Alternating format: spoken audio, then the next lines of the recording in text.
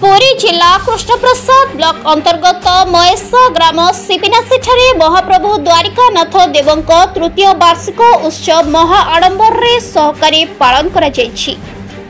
विज्ञ पंडित श्रीजुक्त Janardan पाटजोशी Mahapatra additional SP मुख्य अतिथि भाव योगदान करथिले। एडिशनल एसपी पौरोहित्य यज्ञ उत्सव आदि कार्य समापन होइथिला। परिचालन द्वारिकानाथ देवंक मंदिर कमिटी एवं सिपिनासी और महेश ग्राम्य कमिटी समस्त सदस्यों द्वारा 2 दिन धरी शांति श्रृंखलार सहित उत्सव परिचालन होइथिला।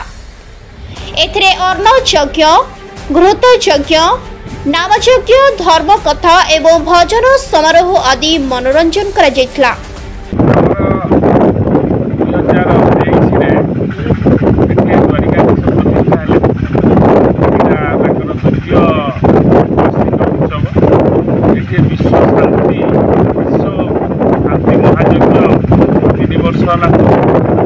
वर्ष भी धूमधाम प्रभु द्वारिकाधीशंकर फंक्शन वार्षिक उत्सव पालन करमर कृष्णप्रसाद ब्रह्मगिरी अंचल सबू गाँव भक्त आसिक फंक्शन जोग दिखती आमर ये उत्सव को समस्त उत्साहित करते आमर गाँव महेशा ग्राम ग्राम सब आदिवासी